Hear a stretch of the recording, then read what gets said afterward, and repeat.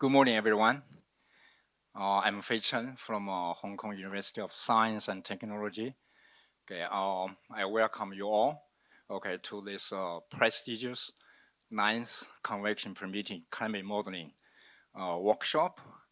Okay, this year marks a very special milestone because this is the first time, okay, this workshop is held in person in Asia. So we are thrilled, okay, to host the workshop here and also to provide a forum, okay, to connect the Asian climate modeling community and also the regional stakeholders with this leading global network of the climate modelers. Okay, so yesterday was really exciting, stressful. Okay, I really want to thank everyone, okay, for your willingness, okay, to accommodate all the last minute change. So we have a really a successful first day. Okay, really appreciate. And so a year ago, when Andrea, Prein, Alexis Law, and I, okay, set to discuss the theme of this workshop, and we agree we focus on the extreme precipitation in coastal cities. Okay, so not just fitting, right? So we have really saw it yesterday firsthand. Okay, what happens in Hong Kong as a tropical city, and this is really a record-breaking year. Okay, not once, not twice, but we had 4 black rainstorm warning in the last 10 days. That's unheard of. Okay, even yesterday, just within 24 hours, we had 2. So this is a really first time, okay, since 1990s, okay, Hong Kong Observatory issue the black rainstorm. Okay, so, well, as we sit here to explore, okay, the science yet our models struggle to predict, okay, this extreme precipitation, especially in the tropical, okay, cities with sufficient accuracy and the needed time. So that's a lot of things that we can say about, how this impact people and society, okay, to prepare for this type of, okay, disasters. So as we sit here today to explore, okay, the science frontier, okay, of the very high resolution weather and climate modeling of extreme precipitation in cities. So I had the honor, okay, to introduce our academic leader, the provost of our university, Professor Yike, and he is an international renowned expert in AI. So yesterday we touched on how, okay, we can combine integrated AI techniques and numerical models to really improve the forecast. So please join me in welcoming, okay, Professor Yike. Thank you. Okay, thank you very much. First of all, welcome you all come to Hong Kong in the right time for this conference.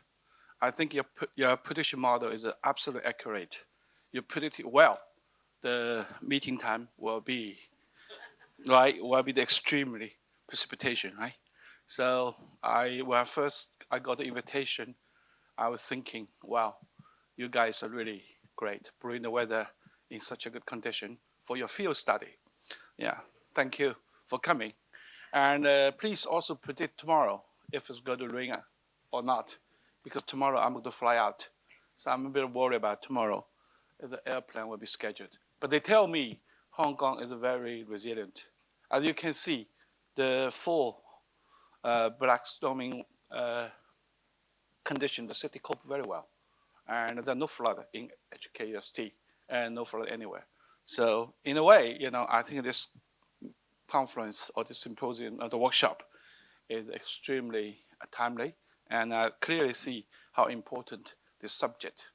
And I'm glad to know you guys are thinking about AI can help. I'm not quite sure, but please try. And the next time, predict even better. And I think this workshop in the right time, in the right city, with the right people, and I hope you enjoy this wonderful conference. Hopefully today will be a bit better. And I was told that today, this afternoon, you will still have Blackstone, right? Oh my God. And but anyway, and we leave the whole world, the coast city, to you guys to make sure next time, and we will be even more enjoyable in such kind of weather. Thank you very much. Thank you, Professor Guo. So next, as you know, this conference, this is the ninth workshop, and it continues to inspire the young scientists and students to work in this field. But all this really starts with Professor Roy Rasmussen. He really he's the first one to have an idea to organize the first workshop. He wanted to come here, but due to the personal reasons, he was not able to attend this meeting. But we have his daughter, the next generation of scientists, Professor Kristen Rasmussen from CSU, Colorado State University, to help to deliver his remark. Thank you very much, Faye. It's an honor to be here, and thank you for the welcome here and all of the dignitaries and all of the organizing committee here. I am very honored to be representing my father, Roy Rasmussen. He is an emeritus senior scientist from NCAR in Boulder, Colorado. He led the hydrological applications program for quite a few years. And through his leadership and his vision, he was the founding father of the Convection-Permitting climate modeling workshop starting in 2016 in collaboration with Andreas. He was part of the organizing committee and the scientific committee for all of the events since then for the last 8 conferences, including last year where we hosted in Fort Collins, at which point he retired as of September of last year and is enjoying his retired life now.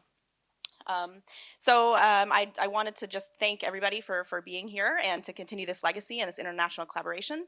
And I asked Roy to record some remarks to share with everybody to welcome everybody to the conference. So I think we have a video. And I apologize, I did have the video on. I'd like to welcome everyone to the 9th session of the Convective-Permitting Climate Modeling Workshop.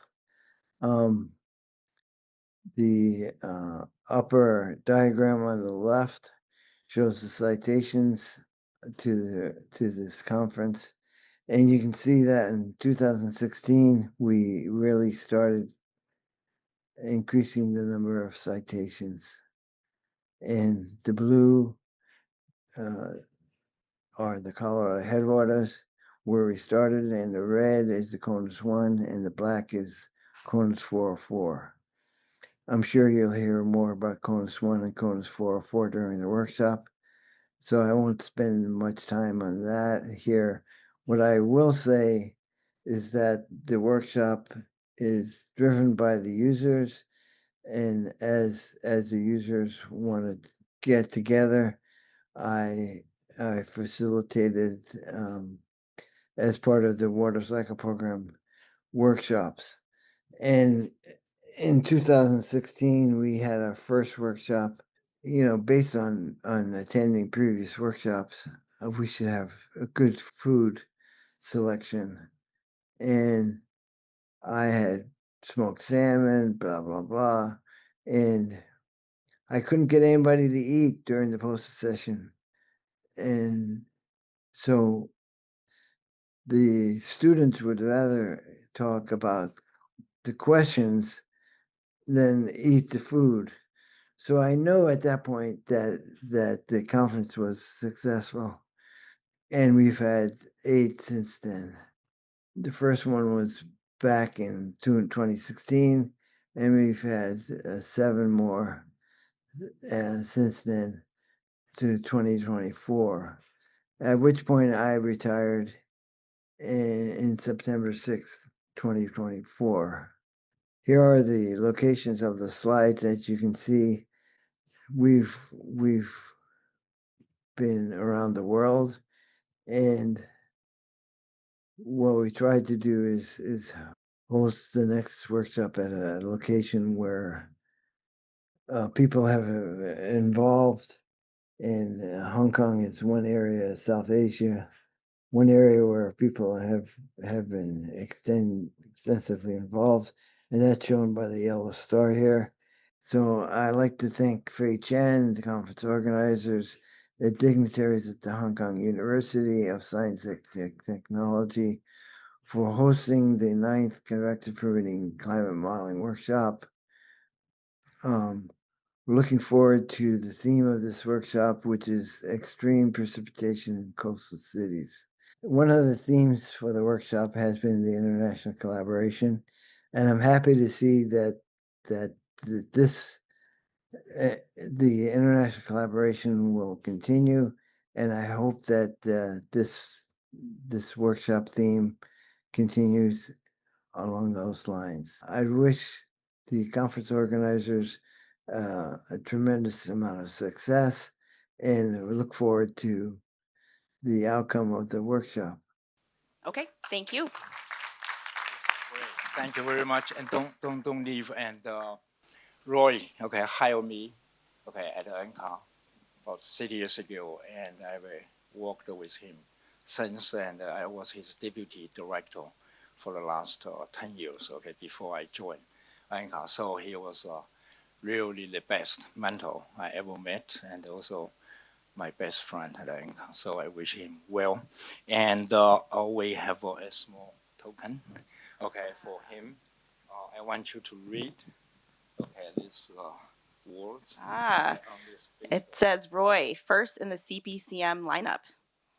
Wow. All right. So Thank you so much. So hopefully, he has time to wear this in Hawaii. Yes. Okay. So I think we need to take a picture Yes. right now. So two professors, please move to the center of the stage. We'll take a photo.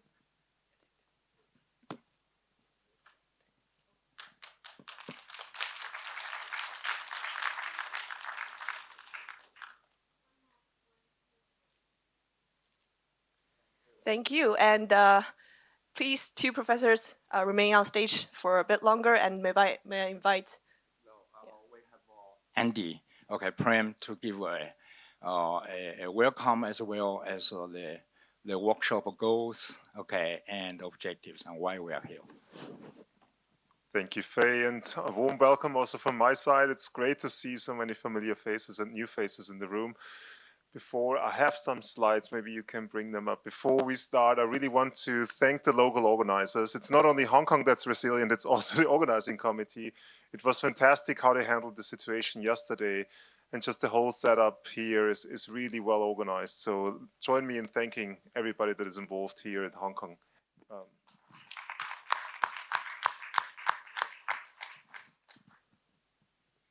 Do you have the slides? If not, it's not a problem.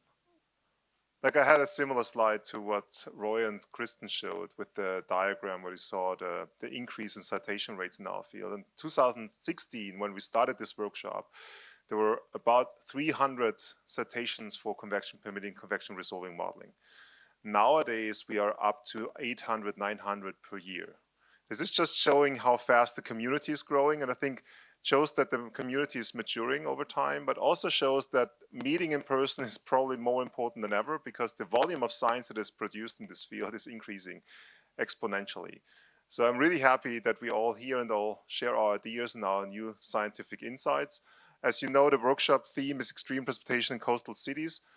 We will look at this from different angles. Of course, we mostly focus on high resolution modeling, mostly convection permitting kilometer scale modeling, but also we saw, for example, a couple of examples yesterday, even going to higher resolution. AI is a big topic, of course, nowadays in all of our field. And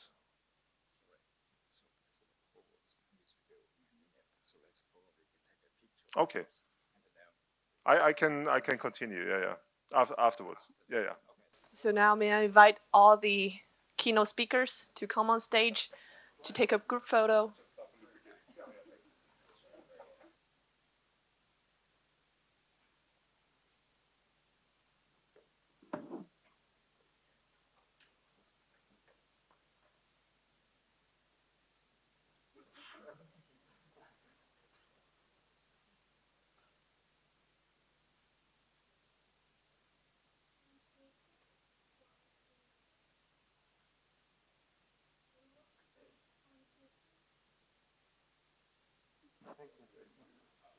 So, sure.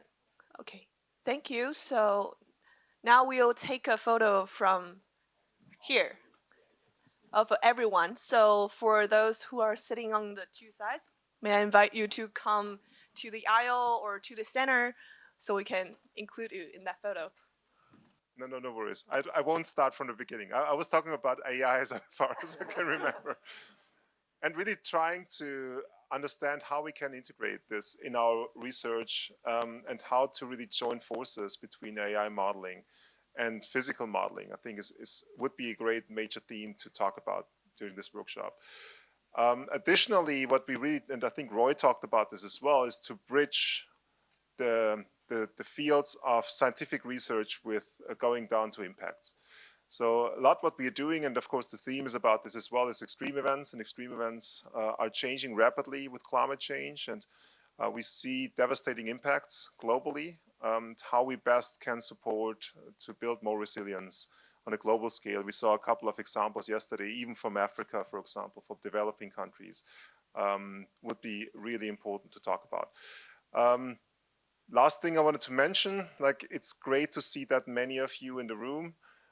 Please talk to each other, learn about the research, get to connect to people that you don't know, use the coffee breaks and also the social events that we organized for you to interact, and most of all, have fun. And I hope to talk to many of you during the workshop. Thank you very much. Thank you, Professor Prein, and thank you, Professor Chen, for the inspiring talks. Before we officially begin, I'd like to remind you that we are using Slido as a platform to collect your questions for the Q&A sessions. So please take a moment to scan the QR code displayed on the slide to submit your questions, which our session chairs will moderate. And once you're on Slido, you can select the room date 2 and type your questions. You can also select @label to let our session chairs know which speaker you are referring to. Additionally, you can also scan the QR code on the slide to access the full program of the workshop. So make sure to have it handy throughout the day. Thanks.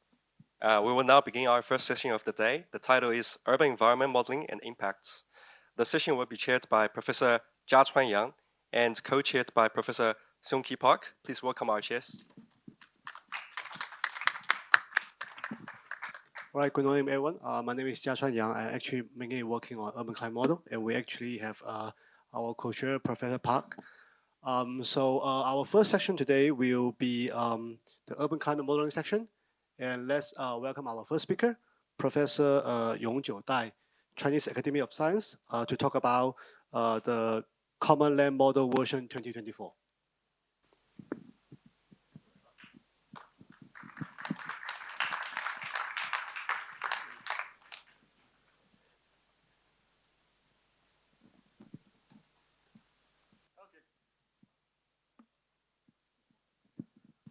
Okay, so I'm very happy here. So also, especially should thanks Professor Yilin Chen warm invited me to here. So for me, it's maybe it's a long time to not give English talk. So I remember so before the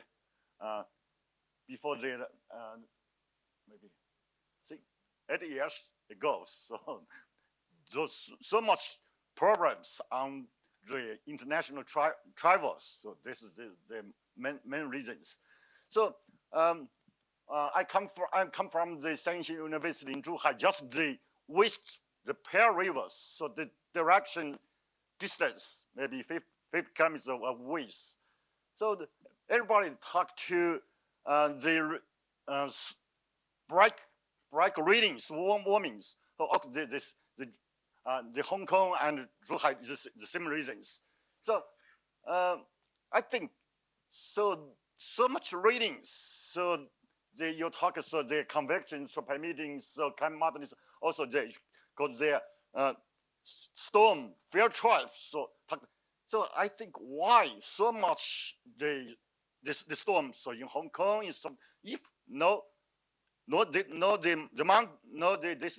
mountain, so the big cities, So maybe the storm goes the west, goes other west. So then if want to give a good forecast or simulations, so the NAND also a big issues. So not only the clouds, the convection. So we also should pay attention to the landscape. So now my talks is on the command model and the applications with and climate. So go the next. First, I introduce my group. So a big group, also a small group. Our group focus only build the NAND surface model. This one, once they build the NAND, not use, just build. So my group, myself is a modeler. We call the modeler, also called the NAND modelers. So now we have 12, including me, have 12 faculties. So most of the faculties is the interdisciplinary groups. The merger, the most of from the mathematics, the atmospheric science, mathematics, physics, hydrology, and all computer. Not only the atmosphere. So there is a very interdisciplinary group. Okay, this is my group. Now my talk. So my group's mission. So two missions. One is the model development. Also they call the command model, and other use the command models and develop and applications of the SLUCM models. So my talk have two parts. One is the introduce the NAND surface in action research and the our models. So I'm a teacher in department atmosphere or the meteorologist. Also, we still need a lot of words. NAND is much important in this system. So everybody so in department meteorologist. So no course, no lectures introduce the NAND. So the graduates come to my group. They say I will work on the NAND. Nothing to do with the meteorologists. So we should spend a lot of time to say NAND is a critical component of a system, even the weather and the climate. Just before I said, so if we want forecast the weather, but we need no much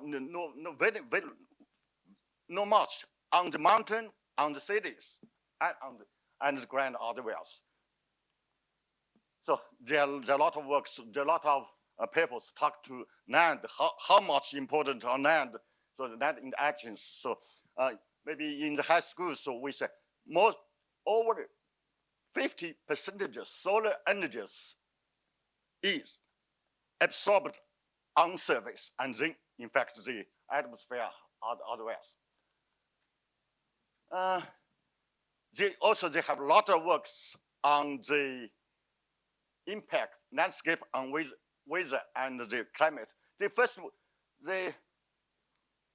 Maybe hold on. Not workers. So they are on the models. Everybody knows these guys. The top guys are Manabi. So they built the climate model, simple climate models, and then so our Chinese, very famous Chinese scientist, Yat-Sen, maybe you know, with the Manabi had two famous works. One is works use the Manabi GFDL climate models. One work is in the model remove the snow, the high latitude or the high mountain snow, and then they get very nice results. So this remove snow the first we are reduce the soil moisture, the evaporations, precipitations, and then go the atmosphere over the troposphere. So in other works, also here with the Manabis in GFDLs, they do great work. You use the GFDL models. They put just 3 band. One is 30, the north, the 30 to 60 latitude north, and equator to cities, like, and then 50 south to 50 north, and two band put the water, also the water irrigations, and this see how the evaporations, precipitations, and the general circulations. The two very famous guys, so show the land is much important, not only the short term, over to the season or now. The two, and then in other works, so this works the right side, so a very nice review by Bowden Gona. So published the paper, the review paper, so into last years, they review the differentiations on weather or climate. They review the first paper, maybe the August 50,000 years, okay, 500 years, okay, sometimes this times. A lot of papers talk to different deforestations on weather. Some people say deforestations is good. Some people results so deforestation is bad. So just because they based on different time scale or spatial scales. So this also there's now still there has a lot of papers talk to deforestations on weather climate. And other two works about the net effect, the climate and weathers. One the Charling and other Robert Dixon. Charling gives very famous works. So change the surface albedo, how this variable change can affect the weather, the weather and climate, especially the temperature and the precipitations. And other works is by Rob Dixon. Also they change the forests in Amazons and then show how the climate change, also the circulations, so they change. These two famous works. Okay. And other guys, so maybe Fei Chen, the very good friend, Avisa, and Liu Yongqiang, also the Fei Chen's very good friend, use which model, just raw in Fort Collins, ROMs, use the ROMs, do the works. Now they for short terms, so simulations. So we use the domain. Some domain use the wetland and dryland. So in different distribution, and they get the precipitations, also the convections. It's much different. So now they still have a lot of works on the land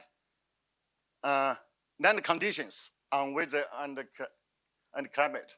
In other part, climate change or weather extreme weather impact the land. They have a lot of now on this is have a lot of hot topics papers. So especially the global warming. So talk to so every okay. If I don't that I know. So it's okay. So they have a lot of papers. So especially science or nature series papers is under the climate change or global warming. So they have how to say the water resource, the vegetations and swamp trees, ecosystem and productivity diversities. So they have a lot of papers. So especially the nature science and nature science to talk about the impact, the global warming impact. So okay. So what's the NAND process? So I will give the definitions. NAND process also the everything. So in NAND, so I give it. So NAND process also about ingredients, shifts, energy flux, hydrolysis, and carbon also the carbon and nitrogen something, and then the urbanization, the agriculture, also the vegetation dynamics. So include everything. So hydrologists, human activities. So what's the NAND models? So NAND models is a physics framework to describe this this process. Now the models have essential components with the climate, also the system, and then also the fundamental tool for studying the human environment actions. And I think the modern NAND models, the two guys also co-founders, very famous one. This guy is called named Rob Dixon. I'm very lucky could work with him for maybe 5 to 6 years. Work in US 5-6 years. English still suppose. So at that time, I just read the paper, write the paper, just special coding. So much in coding, no. And other guys, you know the Pierre Series, also the astronaut. So they guys develop the new generations NAND models. The more features is including the Prein physiologists and a lot of their failed programs. Go the first the 5 and the Boris and also the LBA. So lot from the satellite airplanes. So also the surface networks of observations. So these two current the models, most of the components, most is still on the these two guys frameworks. So no much great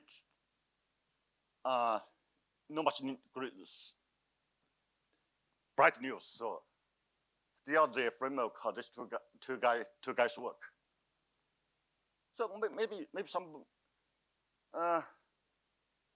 Rob Dixon now still alive. So now live in UCLA, Los Angeles. This guy Pierre Series. Maybe he also their Feicheng's friends. So maybe passed away at the 60 more ages.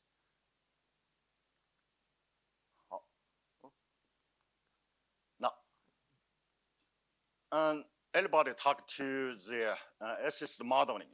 Now, before we use the models to do the weather forecast, climate do the climate predictions. Now, just I think most contribute. So by NAND groups, so we can say we could do the Earth system predictions. So including everything. So even lot of things is more complex. Now I show you my group's work, the common model. What's the goals of these versions, common models, with the new generation? So we try to include in two parts. One is the cup to the human activities, all this high resolution, and then cup to the different weather climate and also the climate models. So the models, the resolution could be from 1 meter to 100 kilometers. Okay, this models. So I show also the history of the common models. So the first details, Chinese nano models also under the development. So released in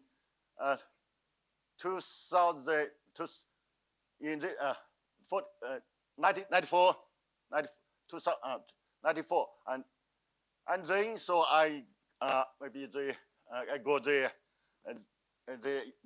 USA. We the Rob Dixon's and the good bonus. Most of your scientists built a group to develop a common prototypes called the common models. So released to 2003. After this, the first we coordinate models, and then for match the NCAR community climate model climate models, the NAND component did not change the community NAND models, but the NCAR still use the abbreviations, still use the CLFs. After I back to China, so now we should make some a little bit difference. So also, Robert Dixon suggests us we still use the full title, the common model, but the abbreviations add a small o. So we I returned to China in the 2004. So we release our Chinese also the common model, then the new versions, and then we take to another 10 years. Also, another 10 years. This they have we released last years. They have lot of just new features. So now also like the NCAR models, we release the code and the documentations in the GitHubs. Everybody can check, can use our models. Now also have very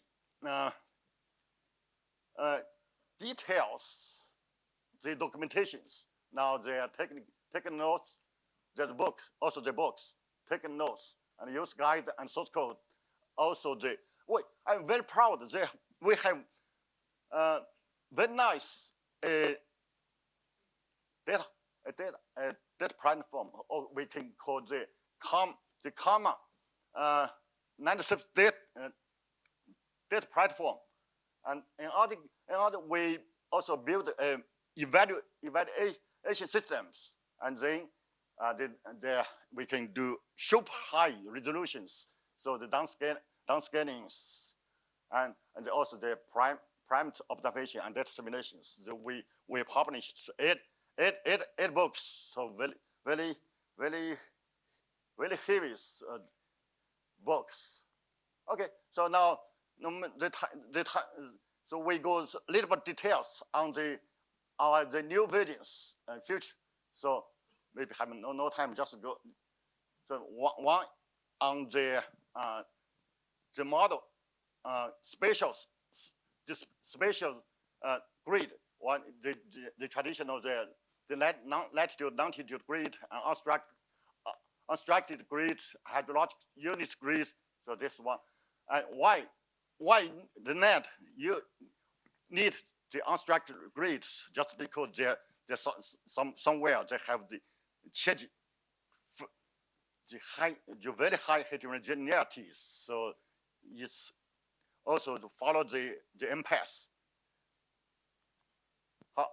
Why use the catchment based grids? So the hydraulic societies more prefer more the hydraulic units. So the guy.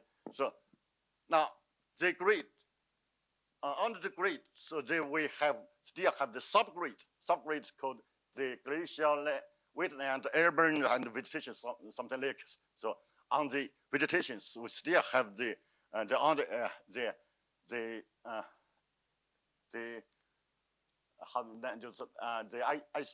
IGPP land covers, so Prein functions, also Prein communities.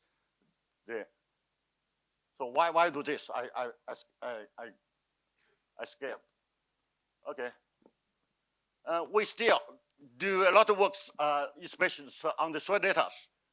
So I think this should be very useful global data. We know that above the ground. So you can use satellites. So you can go field trip, get data. So but on our fault, the data. So there are no much data can use. Okay, how many? In other works, in other futures on the canopy radiative transfers. So before the canopy radiative transfers, we assume so the leaf is homogeneous. Actually, so they have structure, so they're not homogeneous. So this works. So if you knew the Rob Dixon's, maybe take 8 years every in the talk to the 3D canopy radiative transfer models. So so give a lot of talks. So and then before Rob Dixon retires, so we finished we accomplished his works into the NAND models. So this. Okay, in other works, there on the soil moisture, so you trust equations. So we did a nice works, and other works on the soil parameters upscalings, how to do.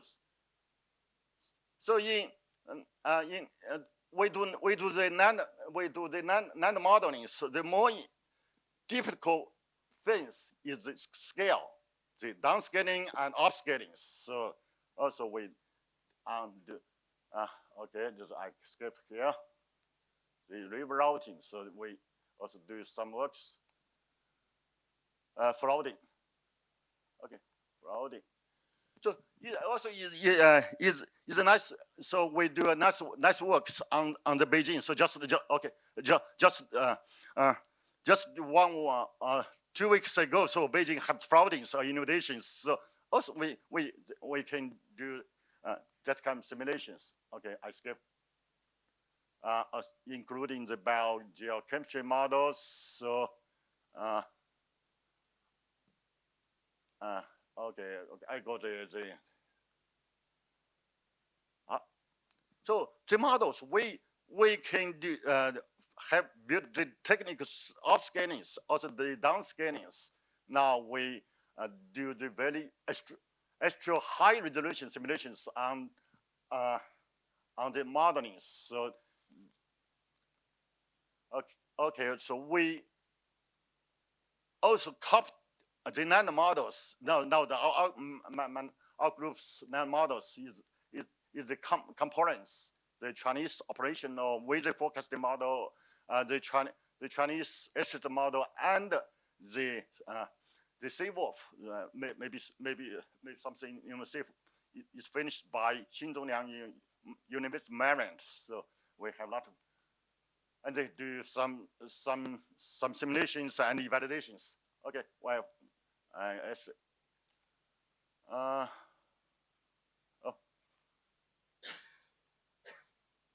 okay, so now finish it. I back to somewhere， 就是我那个 back to 是，就是点到我那个什么，就是那几个就是那个。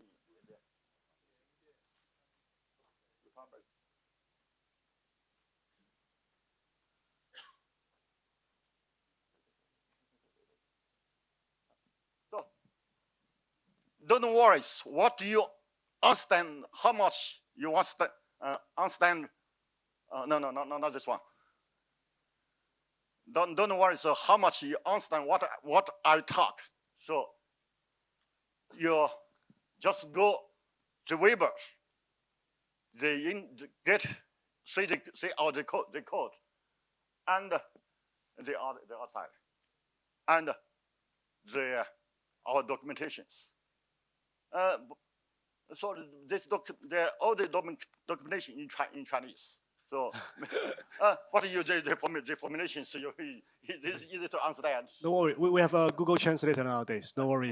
Okay. All right, so let's fan Okay, Professor Dai's talk. Any quick questions? We do have one quick question here. Does the CoLab model include ocean component? Ocean? Simple ocean. Simple ocean. Okay. And so we doing other works there. The CWolf also there. The Chinese meteorologist operation model. So they cover the coast. If we come, they forward the ROMs. Okay, so basically it's through the coupling to coupling other model. too. Okay. Not my group. Any quick questions? So go So- our web page. Okay, so all documentation. yeah. All right, thank you. So now we have the second talk, which is online by Professor Christopher Castro on the highlights of current activities in Convective-Permitting modeling at the IAL. I think we have a recording. I want to sincerely thank the workshop organizers for allowing me to present highlights of current activities in convective permitting modeling at the Research Applications Laboratory, NSF National Center for Atmospheric Research. I'm Christopher Castro, the director of the Research Applications Laboratory, recently appointed to this position in August of 2024. So I'm presenting this to you all 1 year into the job. I sincerely apologize I'm not able to participate in the workshop in person, but RAL is well represented by Yilin Chen and Aaron Doherty at this workshop, and I encourage you all to attend their presentations and seek them out if you'd like more information on the topics I'll present on or information about the lab after my talk. For the presentation, I'll first give an introduction to NCAR and RAL and our support of prior CPM workshops. Then I'll give highlights of the current convective permitting modeling activities in the lab in the areas of long-term CPM simulations for the CONUS in South America, use of the model for prediction across scales or impasse, and then a section on forecasting, decision-making, and convergence science. I'll conclude with some summary points and reflections on the future. For those of you not familiar with the National Center for Atmospheric Research, we were created in 1960 to provide the university community with world-class facilities and services. Shown in the picture is NCAR Mesa Laboratory, located in Boulder, Colorado. This is our flagship facility designed by the architect I.M. Pei, who also designed the Louvre in Paris. NCAR's mission is to understand the behavior of the atmosphere and related Earth and geospace systems, to support, enhance, and extend the capabilities of the university community and broader scientific community, including internationally, and consistent with the mission of our sponsor, the National Science Foundation, to foster the transfer of knowledge and technology for the betterment of life on Earth.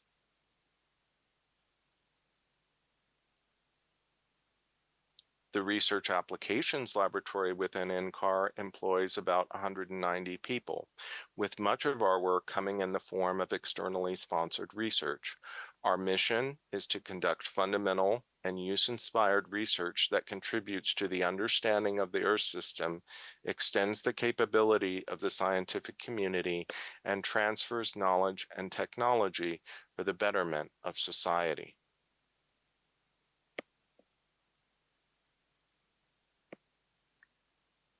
I'm proud to say that RAL has been involved in the convective permitting climate modeling workshops from the beginning, including hosting the first two. This is the workshop attendee photo from 2018, taken outside the Mesa Laboratory, which had the participation of 79 scientists from 14 countries. I'll note that this particular photo was included as part of the recent retirement celebration of Roy Rasmussen, and Roy is shown in the blue shirt at the front row in the right in the photo. Roy played a key role in initiating and organizing these workshops and contributed immensely in the area of convective permitting modeling over the span of his long and distinguished career at NCAR. A specific shout out to Roy and Andreas Prein for helping to start the South American Affinity Group, which I'll describe a little bit later in this talk. I also wanted to mention my own participation in several of these workshops, as convective permitting modeling is one of my own research interests and one of the reasons I was very excited to RAL. This is a photo from I had with Andy Prein, Wojtek Grabowski, and Roy during the 6th workshop in Buenos Aires in 2022. And as you can see, the wine there was pretty good. So now we'll get into some of the CPM highlights in RAL, starting with CONUS and South America.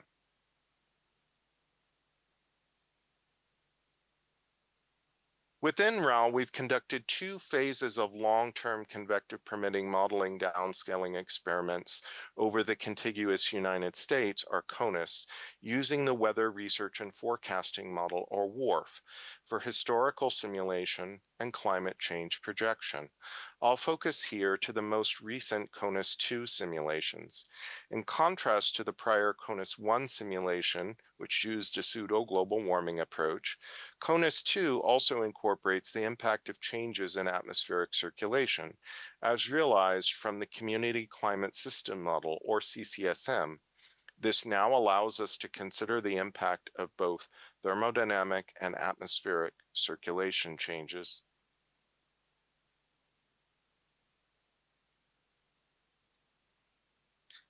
Let's look at the changes in projected long-term 2-meter air temperature variability across the boreal winter, spring, fall, and summer season.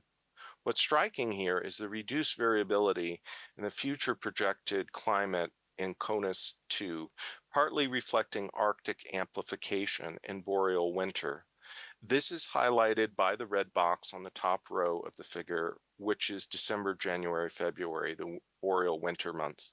Note the enhanced blue colors in the CONUS 2 simulation on the right as compared to CONUS 1 on the left, reflecting decreased temperature variability in the future projection period. Correspondingly, for precipitation, there are more profound and spatially coherent projected changes in precipitation variability during the cool season months, particularly in the eastern and central United States, where synoptic variability is an important precipitation driver.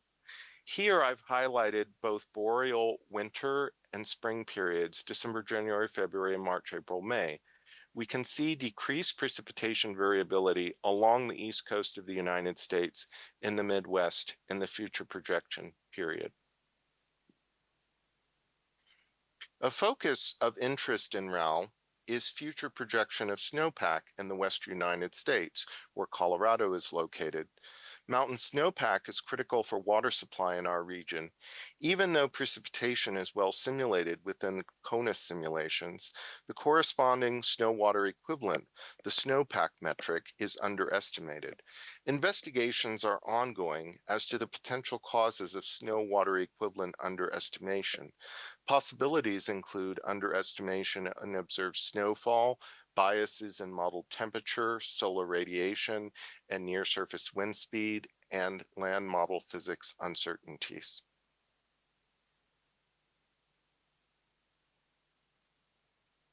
A rapidly growing area of interest to enhance mountain snowpack in the western U.S. is cloud seeding. We've used the KEYNOTE data to identify potentially meteorologically favorable conditions for cloud seeding, which can then be simulated with WRF weather mod. The KEYNOTE data has the necessary three-dimensional information on cloud hydrometeors and high-resolution temperature and wind for this purpose.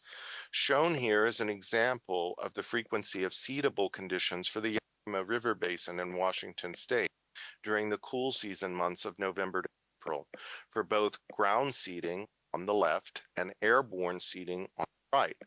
Such analyses can quantitatively assess the viability of cloud seeding operations to enhance snowpack and stream flow in mountain watersheds. The South American Affinity Group, or SAG, has led to the generation 20-year convective permitting simulation over South America for historical and climate change projection periods, similar to the KEYNOTE runs. These data are now available, or soon will be, through Research Data Archive, RDA, at NCAR and AWS. I would also mention we're in the process of establishing new portals for these data within South America itself, specifically in Chile. These data have thus far been used for a plethora of applications. This has been described in a recent article in the Bulletin of the American Meteorological Society, and they're being presently utilized to address the important question of land use, land cover change, as noted on the slide. SAG has also served as a mechanism to organize and foment the convective permitting modeling research within South America, with now over 100 members meeting regularly on bi-weekly telecons. As RAL director, I regard SAG as a wonderful exemplar of the international outreach and engagement that has resulted in building a sustained capability in convective permitting modeling in South America. Another shout out to Aaron Doherty, who recently took over the leadership of this group within RAL.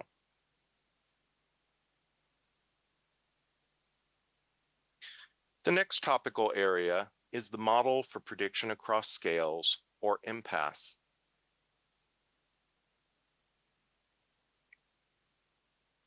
MPAS is a new global model that uses an unrestricted centroidal Voronoi mesh and C-grid staggering its dynamical core. The unstructured resolution allows for smoothly varying mesh transitions, ameliorating many of the issues associated with the transitioning across nested grids and regional atmospheric models like WRF. The flexibility of MPAS allows it to be used in applications ranging from global climate modeling to regional convective permitting modeling. MPAS was developed and is maintained by the Mesoscale Microscale Meteorology Laboratory within NCAR.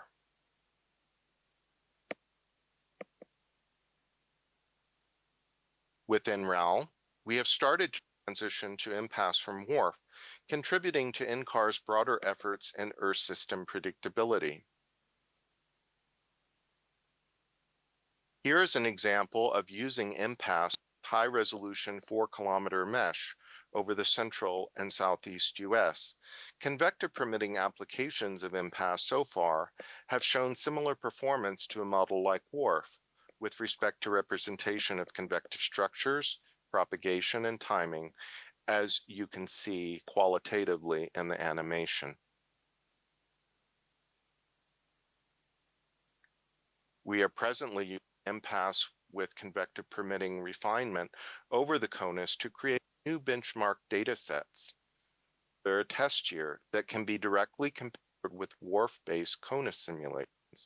You can see the yellow region here in the model domain figure with the regional refinement similar to the CONUS domain. Note that we use a regional version of MPAS applying boundary forcing from a coarser resolution model or reanalysis as illustrated in the panel in the upper right with ECMWF boundary forcing.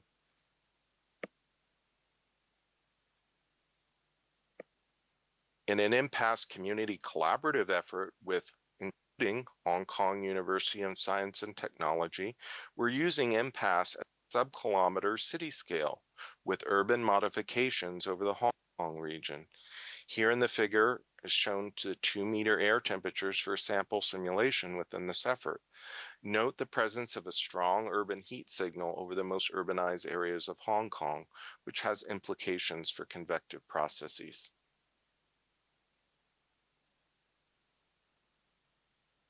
Following on the successes of the South American Affinity Group, there is now a new Mesoamerica and Caribbean Affinity Group, MAG. In lieu of using WRF as a modeling platform in this region, the corresponding MAG simulations will use MPAS.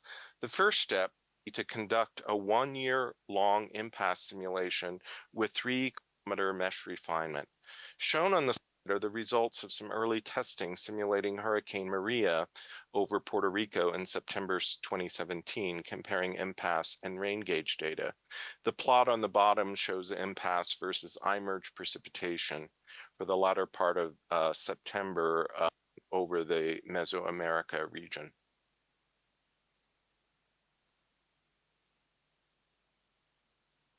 On July 4th of this year, there was a major flash flood event along the Guadalupe River in central Texas after over 500 millimeters of rainfall fell that caused a catastrophic damaging flood along in central Texas. And along where the flood wave occurred, there was a tragic loss of over 100 lives.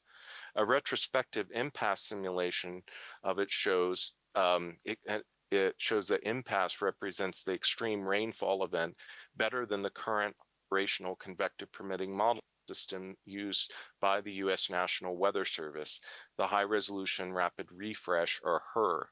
This improvement seems to be due to the better representation of the mesoscale convective vortex, or the MCV, that was a key meteorological factor in persistent and heavy rainfall.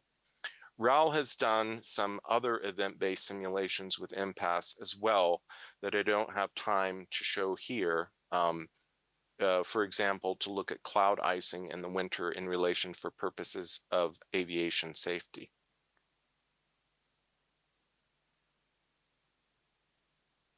The last section of the presentation focuses on forecasting, decision-making, and convergent science.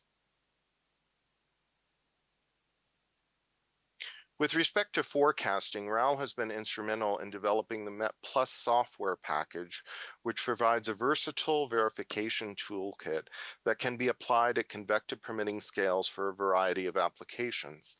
MET+ supports both traditional and non-traditional verification approaches, such as object-based methods and neighborhood methods. It can do ensemble and probabilistic verification, which is important in the evaluation of extremes. Now I'll focus to some applications in convergent science and decision-making.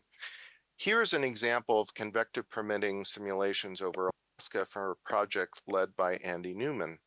The approach was to use convective permitting model coupled with convective permitting modeling coupled with land surface processes as a basis to inform hydrological projection. The model inputs were then used to inform projected changes in stream temperature, river ice, and quantity of fish. An ensemble-based modeling with different climate scenarios allowed for a community-informed ensemble approach where indigenous community partners in the research could assess risk based on a storyline approach.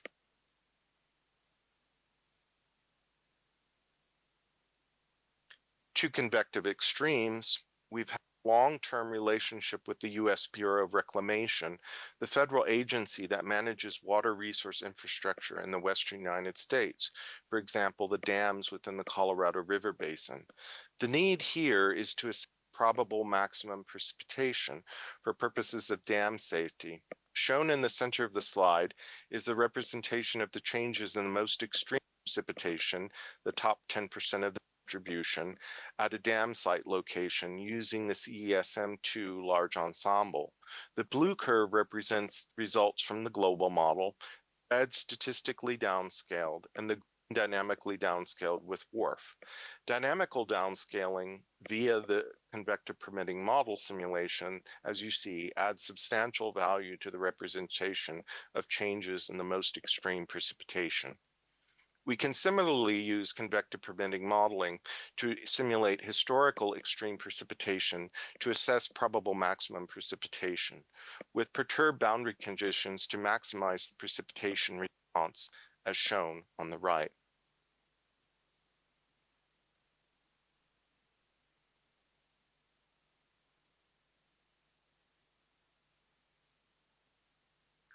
Ensemble convective permitting modeling can also be applied to address the question of drought, as shown in this research example to understand drought impacts in the Delaware River Basin. The Delaware River is the principal water supply to the city of Philadelphia, Pennsylvania. The approach here is convective permitting modeling, surface subsurface hydrologic modeling, and a water valuation and planning model to understand how changes in climate, land use, and sea level interact to impact water availability under drought. The specific risk being assessed here is the encroachment of the saltwater front in the Delaware Basin estuary during a period of intense drought, which increases salinity levels at the water intake for Philadelphia's water supply.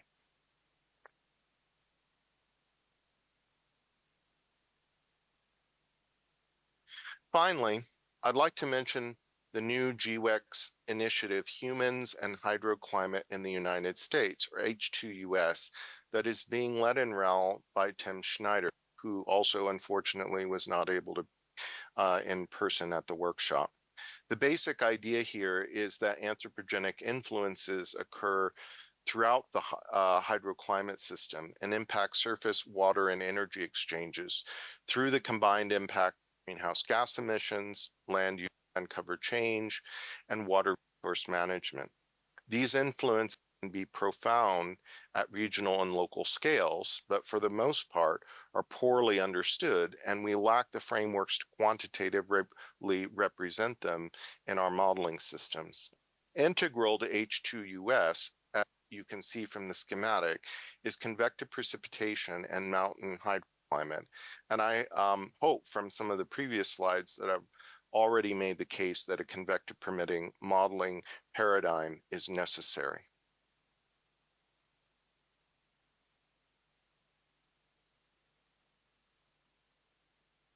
So I'll conclude first with some summary reflections from the director's chair. The work done in RAL has contributed greatly to the convective permitting modeling community with respect to advancing fundamental science and community building, and continues to do so.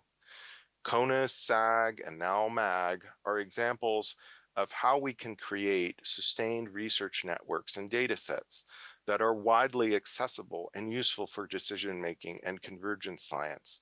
Having an inclusive approach, though, takes time and effort, but has a high payoff. As far as NCAR goes, we're shifting our focus in convective permitting modeling using WRF as the tool to MPAS. So far, MPAS seems to perform well in the convective permitting modeling applications we've tested, and we're starting to form communities of practice.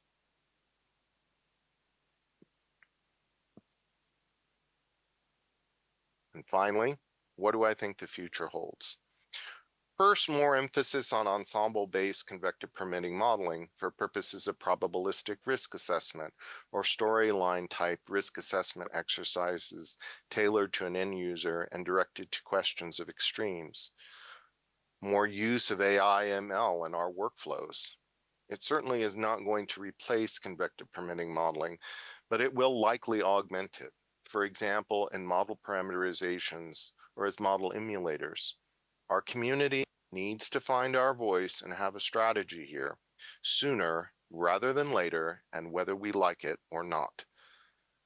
Convective permitting modeling is just one component in a decision-making workflow requiring a multidisciplinary and convergent science approach. And finally, given the current state of the United States and the world, international cooperation and collaboration is admittedly getting more challenging. And I deeply regret to say that even my inability to be there in person with you today speaks to this point. But we need to find strength in solidarity and community as information for actionable decision-making at local and regional scales is needed now more than ever.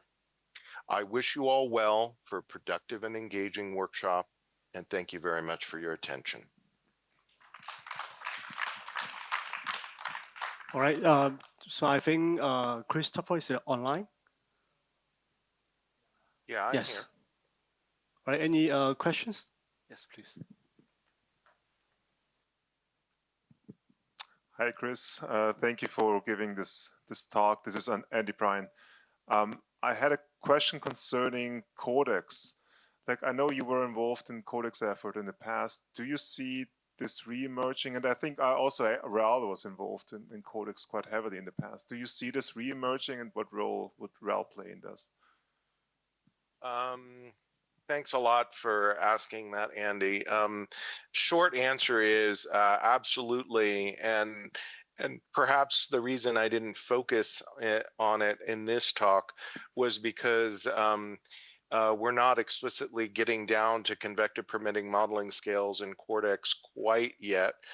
But what we are doing is we have a dedicated group in RAL that is pursuing the next generation of North American Cortex simulations, dynamically downscaling CMIP6 models. So that effort is being led by Rachel McCreary, and that will generate multi-model ensemble-based data using WRF or WRF and other regional climate models for across all of North America. It will be at a 12-kilometer grid spacing, but the data will all be saved so that can be used as boundary forcing for convective permitting modeling experiments subsequent to the generation of the runs. Right, so I think, thank you, Christopher, for staying late. I think we have to, do you have a question, Faye? Yeah, hi, Chris, this is Faye. Nice seeing you, and thank you for your talk and for being here. So I have a quick question. You mentioned that RAL is shifting the model from WRF to MPath. So what's the time frame for that? So there's kind of a two-part answer to that.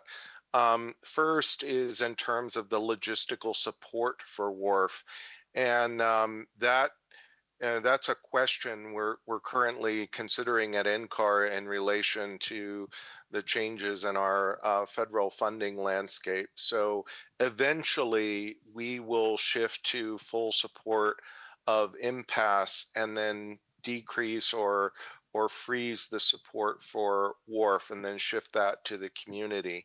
So that's the answer for like the community support. The next part is for shifting MPath for research and applications purposes, like I was demonstrating in the presentation.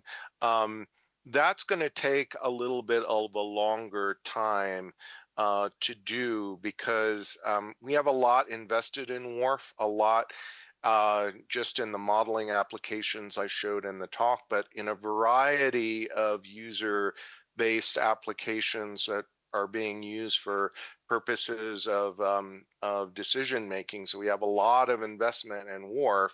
And so in that transition to impasse, it really needs to be sequenced so that we can do effective comparative analysis of the modeling systems. So we have confidence that we're getting good results acceptable for the kinds of research applications that we do in RAL.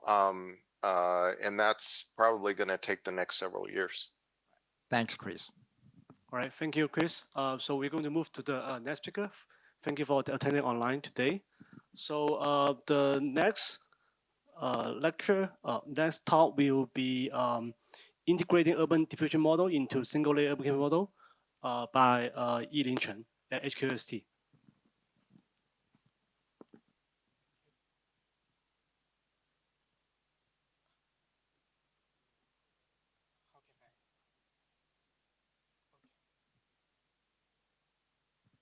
Okay, so good morning, everyone. My name is Yilin, and I'm a Year 2 PhD student here at HKUST.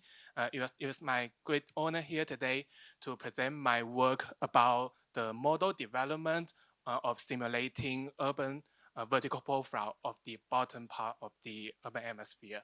So here is the outline of my today lecture talk. Let's go first to the introduction. As we all know, more than half of the population now live in urban area. So we can see here in this United Nations report now, and the percentage of population in urban are projected to raise to 2/3 by the middle of this century. And because of this rapid urbanization, we have a replacement of natural surface. We change forest, grass, crop into artificial surface, like we build building. And then we have intense human activities in urban environments. For example, we use air conditioner, we consume energy in the building, and all this releases a lot of energy into the urban environment. So all this together has significantly modified urban climate. And probably one most famous phenomenon of urban microclimate is urban heat islands. As we can see here of the temperature map of New York City, the downtown area can be 10 degrees higher than the surrounding area. However, the UHI is a horizontal variability, which is important, but it is not the whole story. We also have vertical variability of urban environment, which is also very important. And together, because of the emission of greenhouse gases, we're also facing the challenge of global warming. And the extreme event like extreme precipitation and heat waves occurs more and more frequent. Our city are under urgent threat. And as I mentioned before, the vertical variability of urban environment is very important. For example, like the city of Hong Kong, because of the limited of land resources, we have to grow upward. We have to build the city building higher and higher. And this has significantly modified the vertical variability of the urban environment. For example, we can see here, this is a scale outdoor measurement of urban environment. We have a lot of building model and we have different configuration. And then this paper, this is the temperature distribution of this canyon. So we can see here as the urban become more and more compact, the vertical distribution of air temperature will change. So we can imagine if this variability are not accounted in the numerical model, if we only have one single average temperature of this canyon, there is not good enough for like urban planet and health assessment of residents. So next, I will talk about how can we investigate the urban profile. First, of course, we have field measurement. We can use balloon, we can use drone, we can attach sensors in it and then release them to measure the profile. However, this is very expensive both for equipment and human resources, and it is also very time consuming. So these measurements are limited to specific locations. And the second group of approach is numerical simulation. For example, like this one, the computational fluid dynamics. It has very detailed geometry and airflow representation, and it can simulate urban microclimate from various scale, from city to neighborhood scales. However, it is very computational expensive. we will need a supercomputer to run days or even months of simulation. It run much slower than the reality. And besides, it lacks key process like building energy consumption in it. So this leads us to the next group of numerical model or urban canopy model. We have three big group of them. The first one is the slab model. We treat the entire urban canopy layer as a single point. So the entire UCL had energy exchange with the overlying atmosphere. For the second group, we have single layer. So the UCL is treated as a single layer, and this point of air have energy exchange with like roof and ground of the canyon. And the last group is multi-layer UCM. We have more points within the canyon. However, all this model treat the heat and moisture exchange with an aerodynamic resistance, and it's only happen between point to point. There is no turbulent diffusion on this model. So this leads to my research problem. What are the spatial temporal characteristics of the profile in UCL, and what are the driving factors? So to solve this problem, we have developed a new urban vertical diffusion model, or UVDM, and coupled it with a single layer UCM. So this model now can output the vertical profile of temperature, humidity, wind, and turbulent kinetic energy. So next, I will talk about the structure and the development of our model. So here is the original governing equation of the old model, the single layer urban canyon model. We can see here the air temperature of the canyon and the humidity of the canyon is calculated with this equation. We have source turn of ground, roof, and as we can see in this schematic here. However, if we can see in this equation, there is only time derivative involved. So there will only point-to-point exchange. It only has single layer. And as we can see here in the arrow that indicate the energy exchange between the surface and atmosphere, we only have one single arrow, so it cannot represent vertical heterogeneity of the source term from urban elements. And here is the new governing equation of the diffusion model. So first, the first term, we introduced the vertical transportation because of turbulence. Compared with the old equation, now we have Z, we have vertical direction in the model, so with purpose numerical calculation scheme, we can resolve the profile with this equation. And the next difference is with the surface of the urban, especially the vertical surface, the wall. Compared with the original one, which we have only one single arrow, now we have multiple arrows. So the vertical distribution of the source turn are now considered. And next, let's see how can I calculate this multiple arrow of the source turn of the wall. So in the original single layer urban canyon model, here is the radial scheme.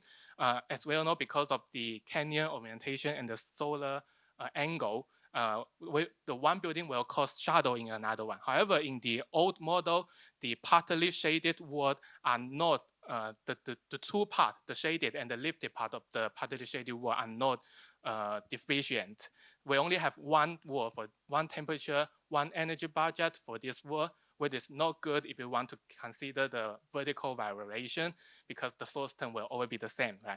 So in the new model, I calculate the height of the shadow, and I have difference of the different in temperature energy budget of these two parts of the wall, and for each height, we will introduce these source terms in the corresponding height.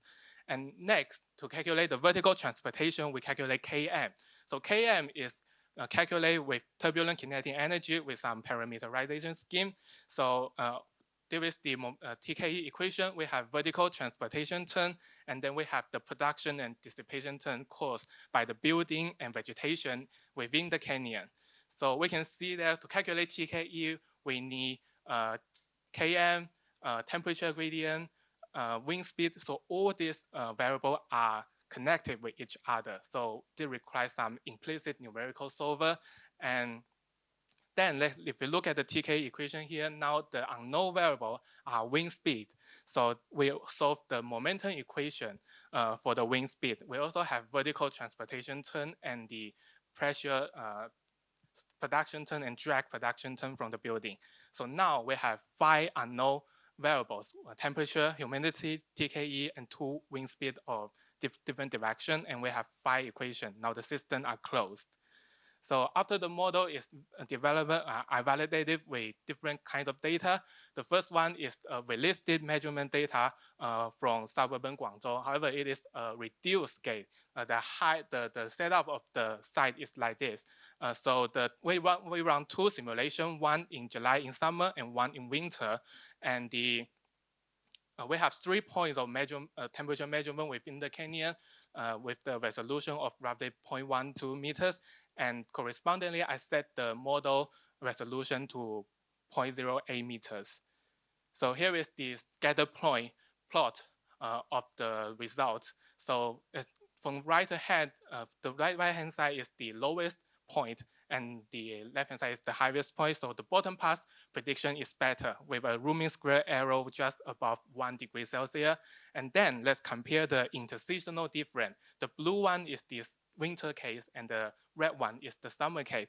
And we can see that the summer is more challenging to predict. And we have some underestimation of the temperature in the outer part, as I circle here, especially when the temperature is high. But overall, the result was good. The rooming square error are all around 1 degree. And then, because of the limitation of full-scale realistic measurement of UCL profile, we compare our model with another popular urban microclimate simulation model, a CFD-based ENVIMAT, and we set the similar geometry as the previous one, but this one is full-scale and forced them with the data from Hong Kong. And here is the comparison between them. So I want to point out that although we use IMSE, but it shouldn't be considered as an error because ENVIMAT results shouldn't be considered as ground truth. So I use them to describe the difference. So the interseasonal comparison is the same as so much the model predicts better in winter, and the rooming square error are smaller above the roof height, which is 0.63 degrees Celsius, and below them is just around 1 degree. So after the model is validated, I changed the parameter. I changed the setup of the model to do some case study. The first one is I changed the aspect ratio. Then I changed the building type and vegetation type. So the first case study is aspect ratio. It is the ratio between building height and the road width of that canyon. So from the left-hand side, it is the most the open canyon with the aspect ratio of 0.75, and the compact is on the right-hand side is the most compact canyon with the aspect ratio of 6. So we will first note that there is a incline of this middle and the compact canyon. So if we compare the temperature between the roof level and pedestrian level, we will find some interesting phenomenon. First, if we compare the temperature, the up-down difference between them in the open canyon, the roof level temperature is like 1.4 degree cooler than the 2-meter height. Then if we move to the compact one, the roof is actually 4 degrees hotter than the bottom part of the canyon. So this such phenomenon, we call it UCL temperature inversion, because normally temperature upwards of the upper part should be cooler, right? So such phenomenon we call stable UCL, and we will result in bad air quality and bad ventilation. And then we change the building type. The old simulation before have no BEM, and then we use a residential building, we use air conditioner at night, and the office building, we use air conditioner at daytime. So compare with this, we can see that the bottom part here, especially in the office, is still hotter than the upper part. So that means that radiation and surface heating still dominate a pedestrian level air temperature. So this suggests that we should increase more shading in pedestrian level, and we can optimize the location of AC terminal to avoid the deterioration of pedestrian level thermal comfort. And the last group of simulation is that we introduce vegetation into this model. So first we introduce grass into the model. So the grass can cool down the 2-meter air temperature by roughly 1 degree. And then we introduce tree. Tree can cool down the air temperature even more by 1.7 degrees. Then we moved outward to compare with the model. So the cooling effect we can see that in the middle, which is higher than the tree height, the air temperature is still cooler. So the cooling effect of tree can extend to much higher than tree height. So this is my conclusion of my talk today, and I will leave it here. And thank you very much for your attention. Thank you. Any questions from our audience?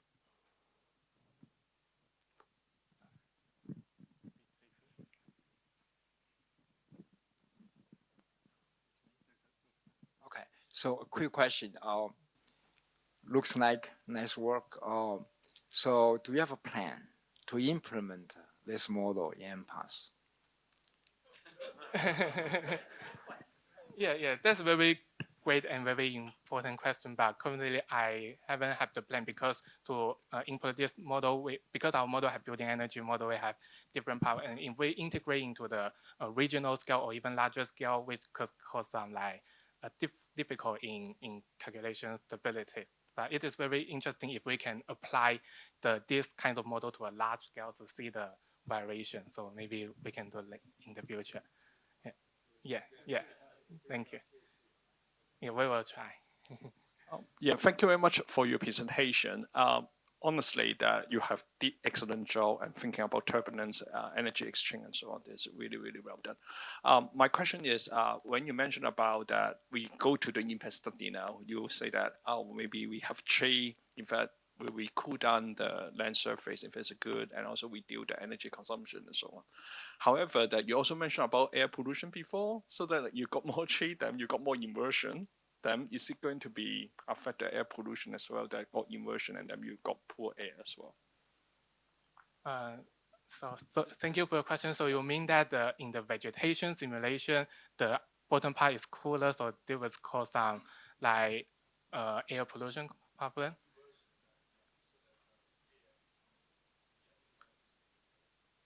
Yeah, that is very interesting. But however, our current model doesn't have a explicit solver for the particle or the pollution. So when I describe air quality, I'm talking about from the ventilation aspect. Because of such inversion, the stagnant atmosphere within the canyon could result in air pollution. But to solve this question, I think we need to address the air pollution, we should also reduce the emission of air pollutant within the canyon. So this could be a topic in the future if we can introduce the transportation of pollutant in that. Yeah, we can have a better answer. Yeah, for time being, let's move to the next talk. Thank you. Thank you. The last talk of this section will be from Julie Mae Dado from Manila Observatory about the urban impact on temperature in Metro Manila.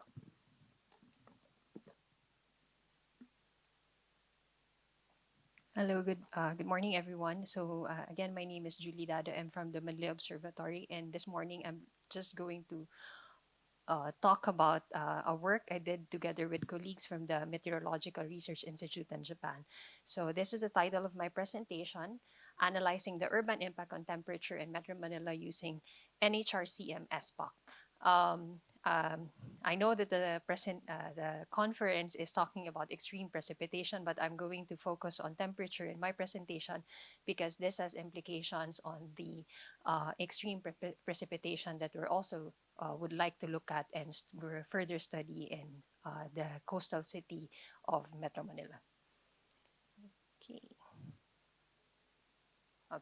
So just to give a brief background of the area of study. So my study is one of the Southeast Asia megacities, which is Metro Manila. It is a coastal megacity in the Philippines, which is also the capital of the Philippines. And okay, so that's the area, Metro Manila, given that in that shapefile. And Metro Manila is it's actually a very small area, but it has a very high population density and also very high population, of course, in that city. We would like to study Metro Manila and its urbanization because we know that a sufficiently dense urban area could alter the local climate of the area. And in fact, we've had previous studies before that shows how the urban areas are affecting the local climate in the region. So I mean, in the region. So some of these studies are actually at convective permitting scales as well. We've looked at impact on temperature during heat wave events and even on monsoon rainfall um, and also in some variables for some case studies. Okay, now I'd like to go through the details of the experiment. I'm sorry about the um, the font. I'm not sure what happened, but it's not. It doesn't look like this when when I read the presentation. In any case, I hope you could read it. So the details of the model setup is this. So I used the non-hydrostatic regional climate model. It was developed by Meteorological Research Institute in Japan. It's actually a regional climate model of the JMA NHM model. So NHRCM, these are the details of the experiment setup. I did two domains. One is the bigger domain covering the whole Philippines and some surrounding areas, and another smaller domain which just covers that small box there, which centered on Metro Manila and surrounding areas. So these are the details of the experiment. And I mentioned earlier that I used the square prism urban canopy scheme. I specifically use those schemes only for the domain 2 experiments, which are at 1 kilometer resolution, which is the inset domain there. So yeah, these are the details. Basically, I used ERA 5 as a boundary condition to the larger domain and then further downscale it to the 1 kilometer simulation, which is that inner domain. And then the period of study is just from 2013 to 2017, given also the time limitation and computational resources that I was allotted to. Okay. But before that, we had to update the land cover data that was in the model. I used referenced the NAMRIA land cover data. So NAMRIA is our local National Mapping Resource Information Agency. So we have this land cover data set for the whole Philippines. I'm just showing here the inset for the the inset domain. So the categories are, as you can see in that, are there. There are 13 categories. But first, we had to do some updating of those categories, just basically changing some pixels to match, for example, some of the areas within the built-up areas were showing inland water, but we had to make sure that there's a consistent urban areas within that built-up area in Metro Manila. And we also did some modifications, mainly because we checked the existing NAMRIA land cover data and saw that there are some pixels that are not well represented. And then further, after that, we reclassified the NAMRIA categories into the categories that are being read by basically just to match the categories being read by the NHRCM. So this is that new one there, the bottom figure. But upon the initial checking of sensitivity of that initial land cover data with the cultivated land LULC, which are actually in yellow there in the figure, and on the figure there, we noticed that it's not giving us what we intended it to. What we intended it to be to its purpose, which is actually it should be a cultivated land, and therefore we tried looking at other categories in the NHRCM land cover data set and see which one best represents what is our crop areas in the Philippines, because the cultivated land in the NHRCM I think was tuned to wheat crops. But in the Philippines, we have more of an irrigated cropland, which is rice fields. So we tried, and then after some consideration, we just decided to change those cultivated land cover data to grasslands. So finally, we have this land cover data set. And then I will be sharing why I have this one NUR urban LULC land cover data there, because in the succeeding experiments, I use that. So, and in addition, the SPUC also looks at building height, uses information building height for all the urban areas or urban pixels in the model. The default urban pixel pixel height, building height in the model was uniform at, I think it was 10 meters. So I had to also edit that, revise it with a data set from World Settlement Footprint 3D data. So it's shown here. Basically, it's just a global scale data of average height for all urban areas. And I just match it for the pixels in urban area in Metro Manila. So finally, what we have is that we have an updated land cover data for the both for the 5 and 1 kilometer simulations. And then I also updated the default urban height parameter to match what is being shown in the World Settlement Footprint data here. So I did a set of 4 experiments for the 1 kilometer simulation. But first, I did a 5 kilometer simulation for the whole Philippines. Basically, just using the year 5 data set and fed it into, it's the boundary data for the 5 kilometer simulation for the Philippines, now with the updated NumRIA data. And the first experiment is just an experiment in Metro Manila, which you have the updated land cover data, but the SPUC scheme is turned off. And then the second experiment is turning on that SPUC scheme, and again, with just the default parameters. And we also wanted to look at what was the implication of updating the building height. That's why we had this third experiment wherein it's also SPUC was on, but the building height data was updated. And finally, just to check what is the urban impact, we had this fourth experiment, which is essentially like your control experiment with no urban grids. Now I will be showing the results for just in the interest of time. I'm just going to show the results for the JJA period, which is actually a wet season in this area in Metro Manila. So it's also our monsoon. It's we are actually in the thick of the monsoon season during this season.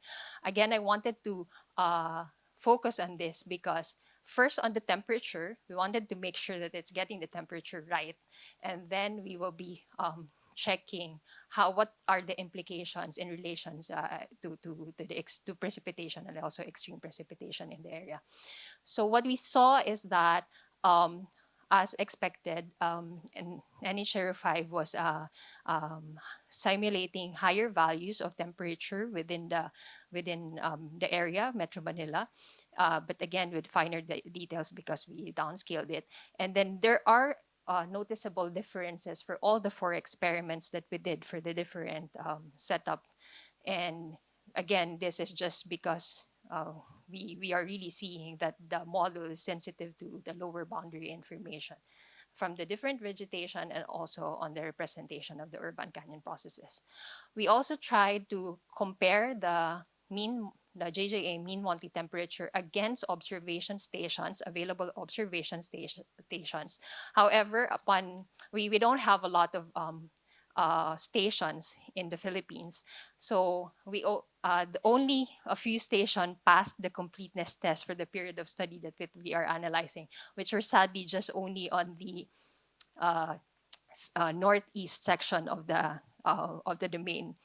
But what we saw is that NHRCM was having this really warm bias compared to the observation data, and it was actually giving a higher warm bias compared to the ERA 5. I didn't show the ERA 5 here, but the ERA 5 also has a slight warm bias compared to the observation stations. And then finally, we just checked what was the implication. So just looking at the 1 kilometer experiments, what was the implication of having your the urban impact, the SPUC, meaning the square prism urban canopy scheme. And what we see is that, and also of course the height parameter. And what we see is, as expected, urbanization results to higher temperature. And we also see additional increases for experiments with SPUC on by as much as 0.5 degrees within that shapefile of Metro Manila.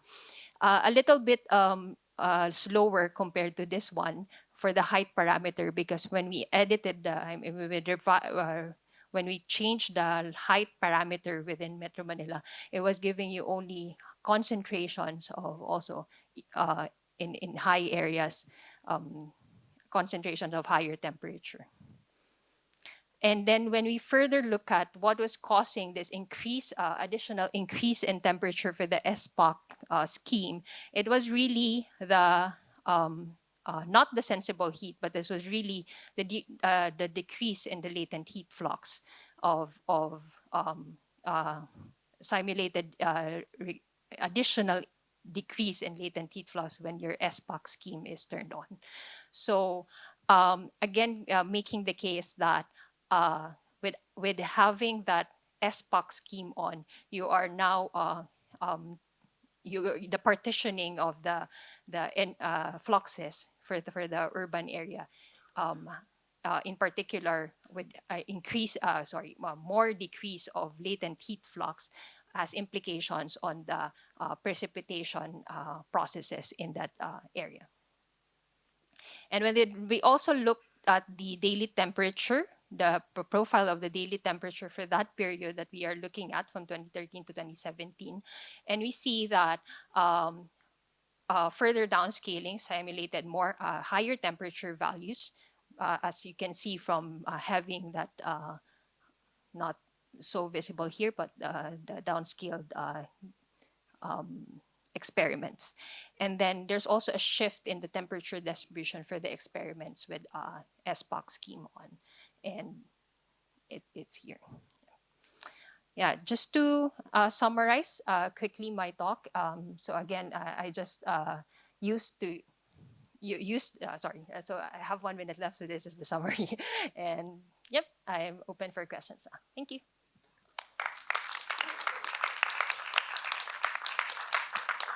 One quick question, anyone? Yeah, thank you for this very nice talk. So you show basically the temperature is going up, but the humidity is going down when you include the urbanization. Did you also look at heat stress, how this plays out when you look at a heat index or something like that? Yes, this has implications also in heat stress. But for this season, we're actually going to focus on precipitation because JJAS actually heat stress is not so much of a concern during this season. Right, thank you. So I think we overrun. So we will now, I think there's a coffee break. I will let the MC to handle this. Thank you for attending this session. So we have now concluded the first session of the day. And we will have a short coffee break outside. Please enjoy the coffee and the refreshments.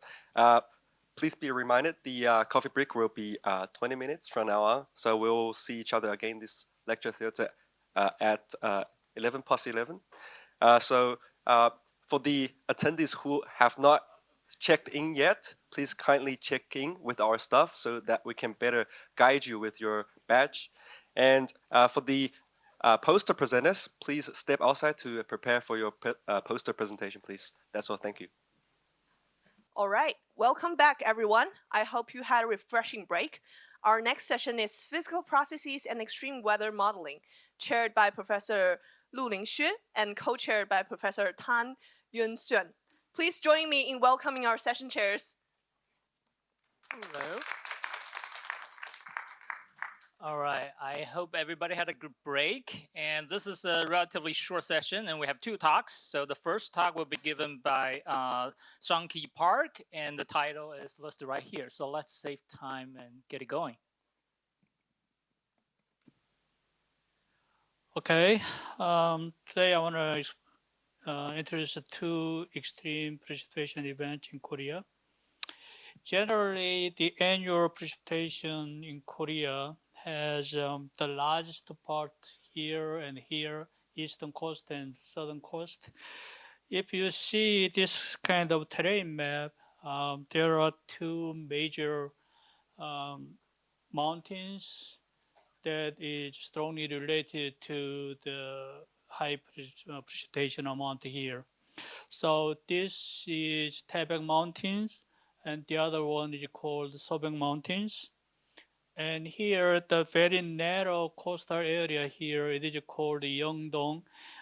In Chinese, it is kind of east of the mountain pass. I have coined this word Kor'easterlies. Literally means the wind blowing from the East Sea, also called the Sea of Japan. They are low level, most air flows from the East Sea, toward the Korean Peninsula. Is specifically impacted the eastern coastal areas called Yeongdong. And this is an example of the Kor'easterlies giving heavy precipitation in this eastern coast of Korean Peninsula. So the first case here is Typhoon Rusa 2002. At Gangneung here, it gave this amount of daily precipitation, which was the record breaking so far.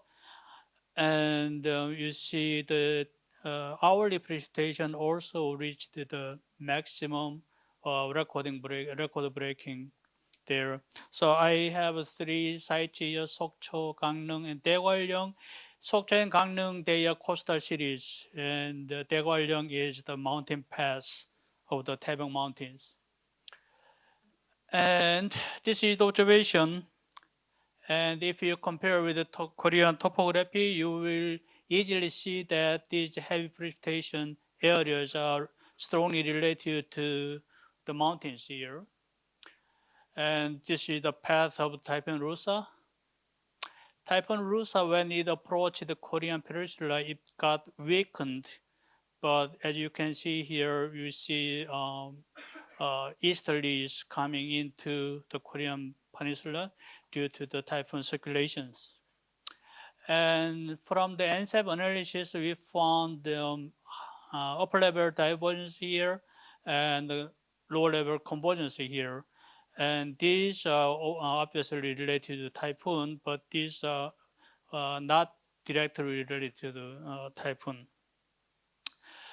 At that time, we didn't have a WOP, so we used the MM5 triple lasting up to 3 kilometer.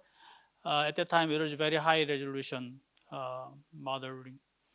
And this is the best track, and this is model simulated track, and very similar, but a little bit different in timing. And this is an experiment from the model, and you can see highly focused heavy rainfall at the coastal area on the eastern side of the Taebyung Mountains. But if you remove the topography there, you can just see just a widespread precipitation field. So obviously topography has played a great role in this narrow precipitation band.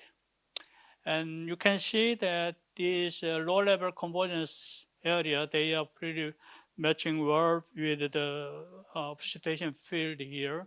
And I have a cross-section along this line.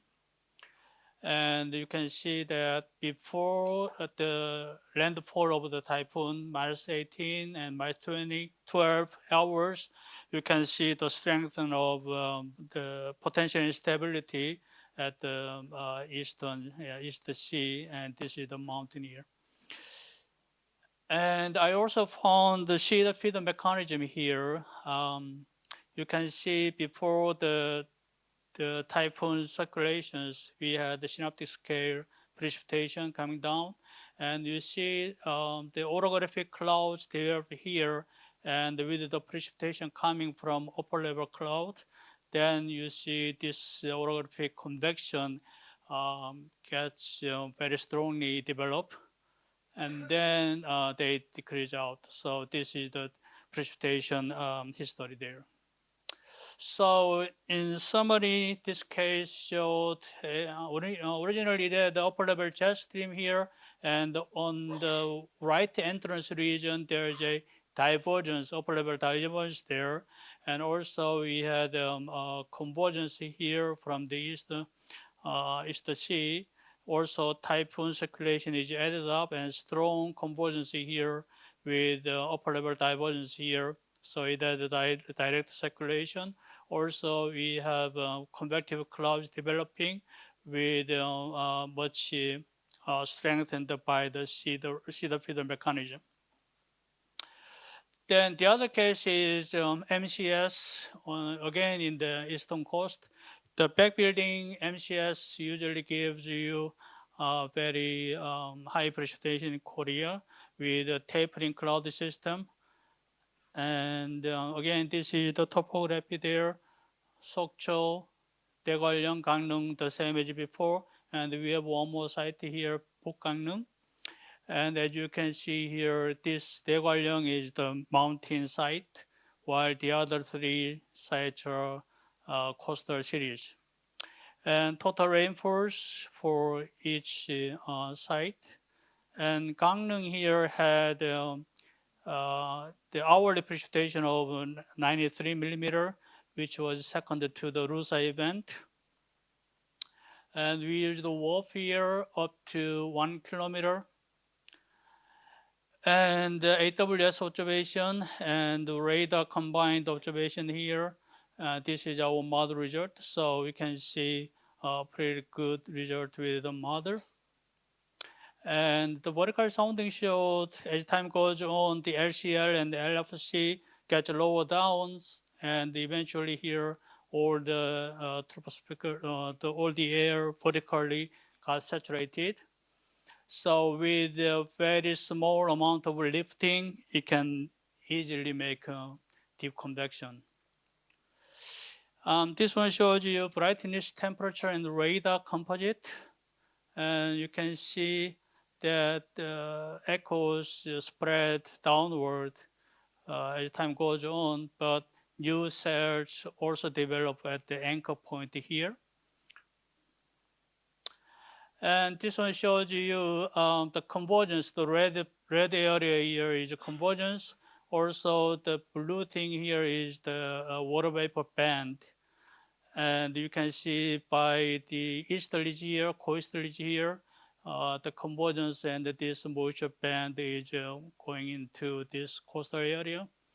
And when this got strength, the moisture band directly goes to the city Sokcho. And this is a cape. So you see a high cape band along the moisture band, and also strengthening of the coasterlies make the highest cape goes directly into the anchor point. This is a vertical structure, domain averaged in A1 and A2. You can see that this is a warm, high theta E, and it means warm and moist air in low level. With time, it increases. And also we have cold, dry air in the middle level, giving you strong potential or convective instability here and very near the ground. And then this one is, the red one here is convergence, blue is divergence, and positive, the plus sign here is the center of positive vorticity. And you can see the axis of positive vorticity moves, it appears in this area about 4 hours later, which means the system has moved southward. And this one shows you the importance of the cold pool in generating this kind of convergence line here, with the purple line, purple area representing the updraft zone. And as time goes on, with the strengthening of the coasterlies, this updraft zone moves inland, giving you the convective precipitation here. The gray hatched area represent 20 millimeter per hour, larger than 20 millimeter per hour. So you can see the updraft zone is divided into 2 zones. One is near the mountain and the other one is in the coastal area. So it is the combination between cold pool and the coasterlies here. Vertically, you can see the rain already started at over the sea, and it has moved toward the mountain, generating this kind of orographic rainfall. Also coastal rainfall with a strong convection here.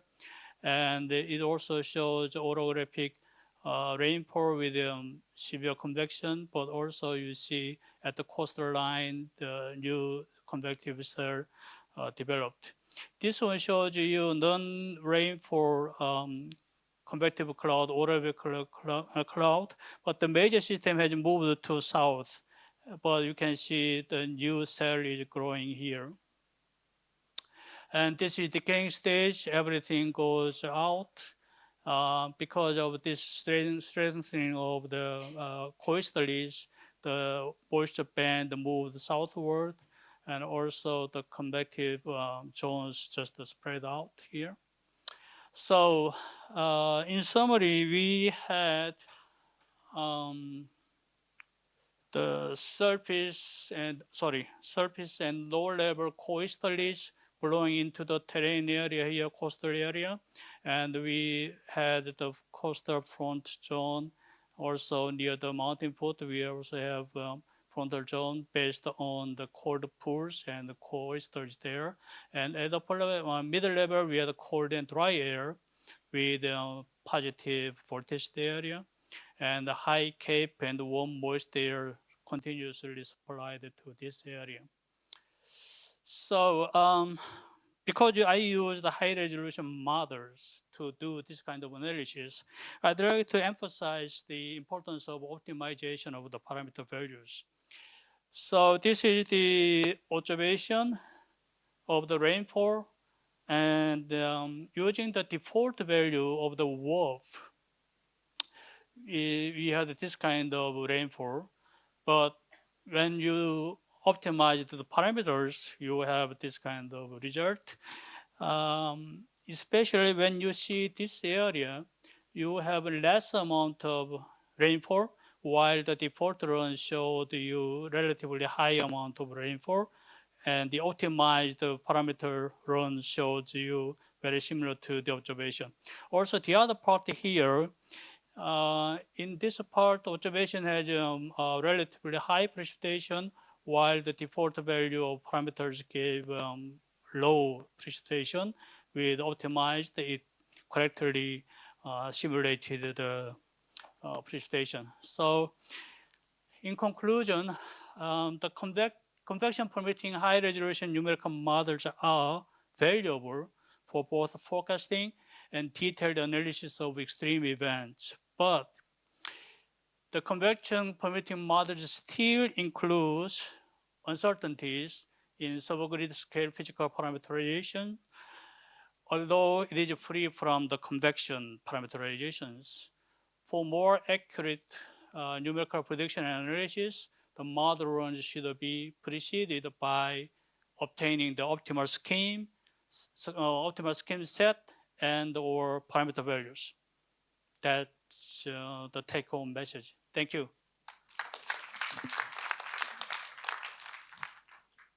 So thank you, Professor Park. This is a very fruitful talks. And is there any question? I actually have two questions. The first one is this, for each of the case, do you perform any data assimilation for the input? No, not special data assimilation, just the initial. And I noticed that in the last part, you mentioned now about the optimization. Could you explain a bit more about optimization for the parameters? Thank you.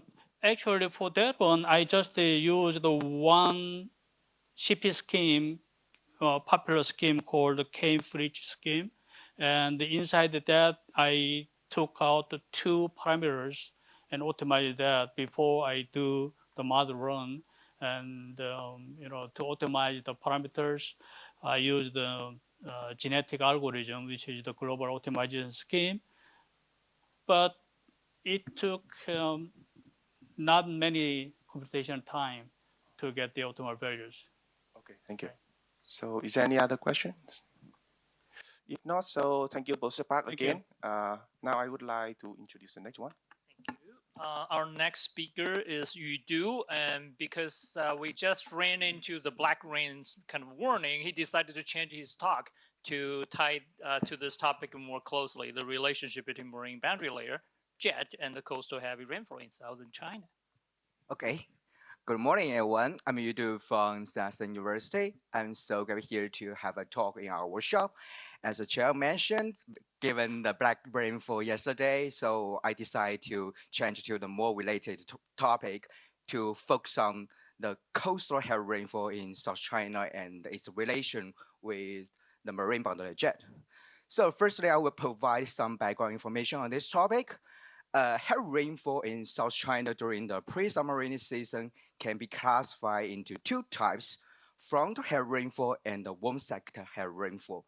Front heavy rainfall is the classical type that occurs near the front like this, but sometimes heavy rainfall can occur far away from the front and in the warm sector region, so we call it warm sector heavy rainfall. It often occurs near the coastal region, and it is difficult to forecast due to the absence of the synoptic forcing. And the coastal heavy rainfall yesterday is actually the type of the warm sector heavy rainfall. And several factors influence heavy rainfall in South China, including low-level jet, terrain and coastal effect, and cold pools. Low-level jet actually can be further classified into two types. One is the boundary layer jet. We call it BOJ. It occurs in the boundary layer and shows evident dino cycle. The other one is synoptical weather system related low-level jet. We call it SLLJ. It occurs higher than BOJ within 1 to 4 kilometers and always associated with the weather systems. But in South China, sometimes both type low-level jet can occur at the same time and couple together, so we call them double low-level jet. We found that a double low-level jet can work together to trigger coastal heavy rainfall in South China. So you can see the both type low-level jet occur at the different levels. The BOJ at 950 millibars is over the ocean, and the convergence occurs at the axis of the BOJ. Meanwhile, the SOJ at 700 millibars is located to the south of the shell line, and the divergence occurs at the entrance of the SOJ. So low-level convergence and the middle-level divergence combine to produce strong mesoscale lifting to trigger warm sector heavy rainfall near the coast. So actually yesterday, this low-level jet pattern has been also observed in, yesterday, and you can see the marine boundary jet over the ocean and SOJ over the land. But compared to the SOJ over the land, the behaviors of the marine boundary jet remain unclear because of the limited observation of the ocean. So we propose two scientific questions. What are the basic characteristics of the marine boundary jet, and how does the marine boundary jet influence coastal rainfall in South China? So to answer the first question, we conduct field campaigns over the South China Sea with scientific research ship, which provide a good opportunity to investigate the marine boundary jet in this region. And we release the radio some 4 or 6 times a day. And this radio shows me releasing the weather balloon on the ship dock. And this map shows the ship routes during the field campaigns over the northern South China Sea. And the evolution of the wind profiles indicate multiple low-level jet events. Some of them are BOJ below 1 kilometer, indicated by the blue dots there, and some of them are SLJ within 1 to 4 kilometers, indicated by the blue triangles. So in IOP1, both type low-level jet occur when cold front approach to the coast. But in the IOP2, you can see most low-level jet are BOJ without any cold front nearby, and the ship was just located near the core of the BOJ. And interesting, in IOP3, you can see both type of low-level jet become much more active after monsoon onset compared to before. And we can see low-level jet shows significant dino variation, and V peaks at midnight, and U peaks in the afternoon. We also compare the performance of the 4 global awareness data set, including the ERA5, ERA interim, FL, and the JRA 55. You can see the the 4 awareness data set can generally capture the evolution of the low-level winds compared to the observation, but they greatly underestimate the currents of the low-level jet. And according to the buyers and the RMSE, ERA5 performs better compared to the other awareness data set. So we used ERA5 to further to investigate further the climatology features of the marine boundary jet. We found the 2 jet hot pods on either side of Highland Island, and which refer to the BOJ West over the Bay Gulf and the BOJ East over the northern South China Sea. You can see very strong jet core on this over these 2 regions, and both have low-level jet occur at 9-15 meter bore, and they show significant diurnal variation with maximum at night, and the seasonal variation with maximum during the pre-summer rainy season. And the BOJ West and the BOJ East have a dependence on each other, so they always threaten together. Okay. So given that the wind analysis data set cannot represent the marine boundary jet very well, so we try to retrieve the marine boundary jet using the satellite data sea surface winds based on the UNet deep learning approach. And we found that our UNet model can perform better than ERA5 compared to the light observation on ship. Okay, let's move on to the next part. How does the marine boundary jet influence coastal rainfall? Here I just introduced a very interesting case. On June 21, 2018, you can see the heavy rainfall occurs at the south coast of the China. That the heavy rainfall, which is far away from the low pressure vertex shell line, so which can be regarded as the type of the one sector heavy rainfall. From the radar reflectivity, you can see the convection initiated near the coast near Lufeng, and the convection was organized into the linear MCS along the coast. And compared to observation, the WRF simulation with the 4 kilometers resolution can well capture the convection initiation and the growth in this case. And we can also see the double low-level jet pattern in this case. You can see the marine boundary jet and the SLJ over the land.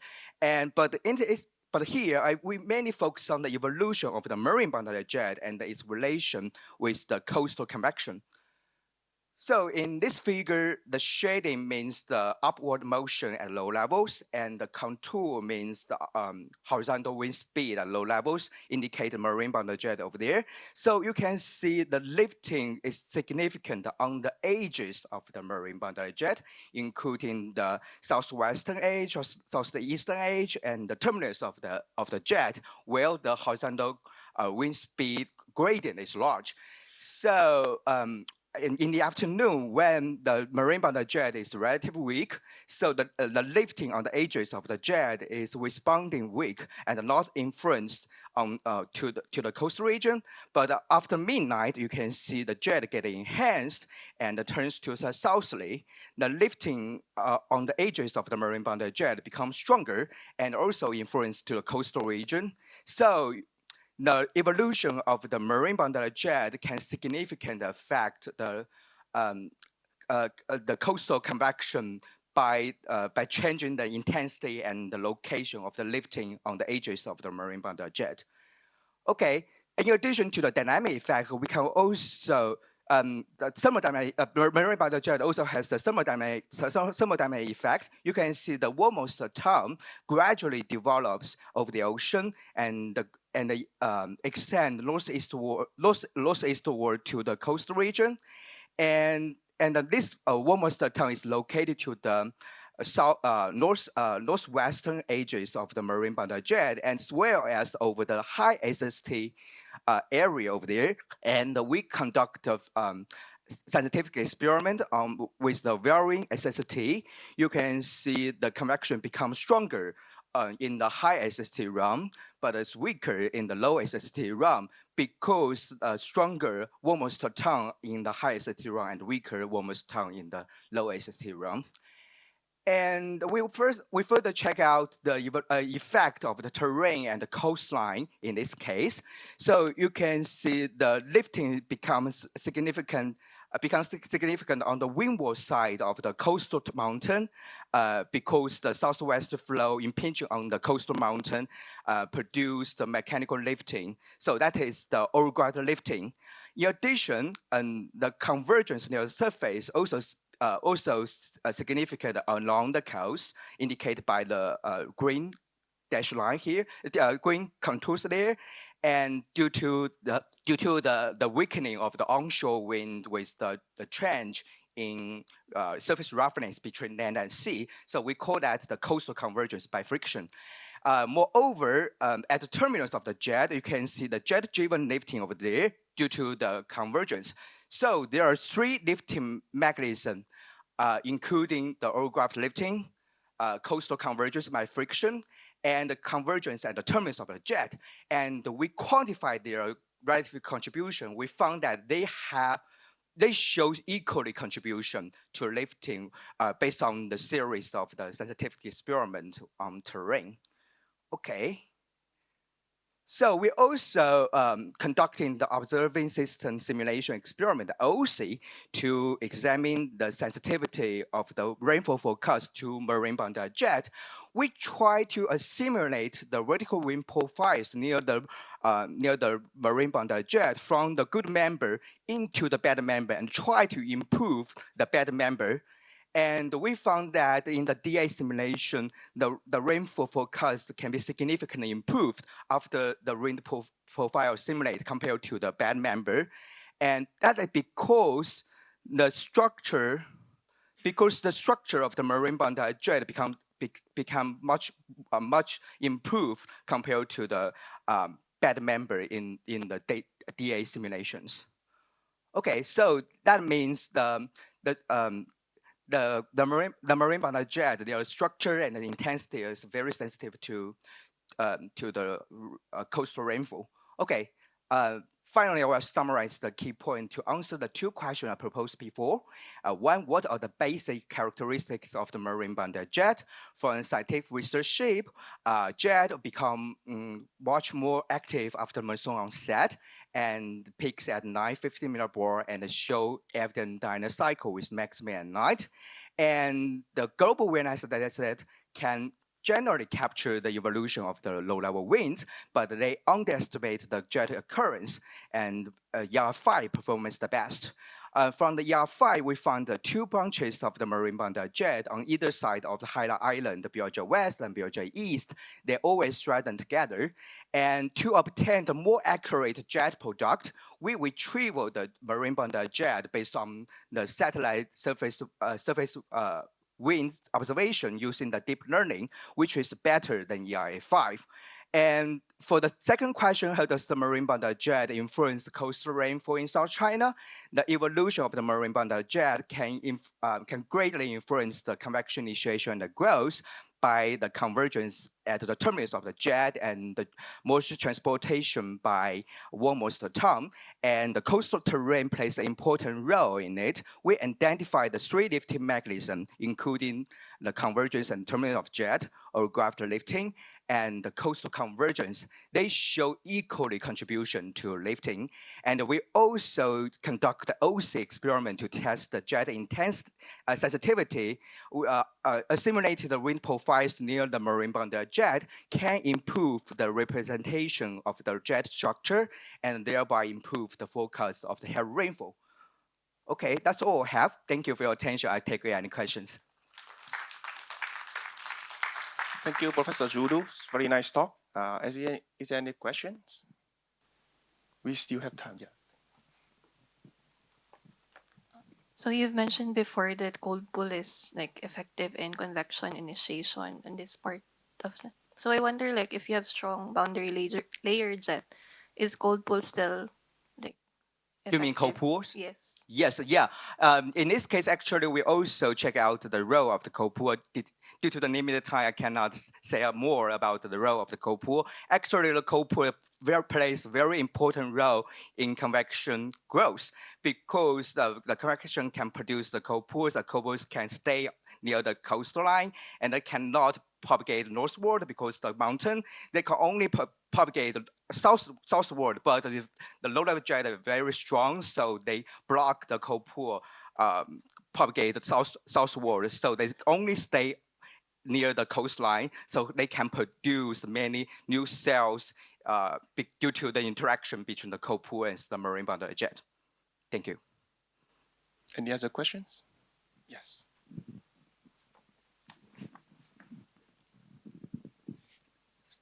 Thank you for the excellent talk. Yeah, at the very beginning, you mentioned about the importance of two jets in the forecasting of the warm sector precipitation.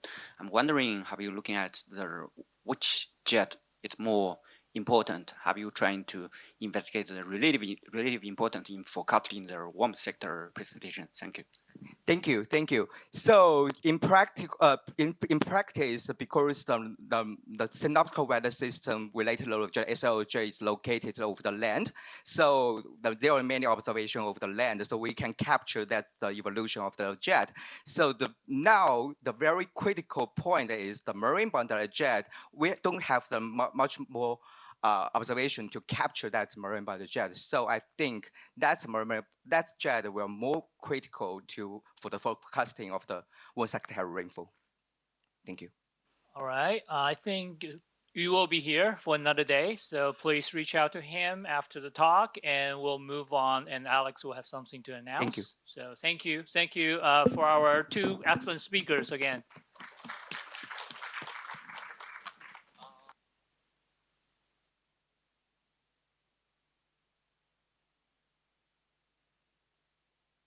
Oh, okay. Yesterday, because of the rain, we did not have our face-to-face and missed the poster session. And you noticed just now with the break that the poster is now set up. I'm now inviting the poster people to stand next to your poster, and then we will have the icebreaker for people who did not enjoy enough beer. Grab some beer and then talk to the poster person. And after, we hope that this poster session will finish within an hour. And then afterwards, we will have some breakout session, free breakout session. We will have some introduction, but we are merging the breakout session with lunch. So we would suggest that after you finish your poster, try to grab some lunch with takeout, and then bring this lunch to the room that you go with the breakout. We are sorry for squeezing the schedule so much, but we hope that we can actually get more done this way.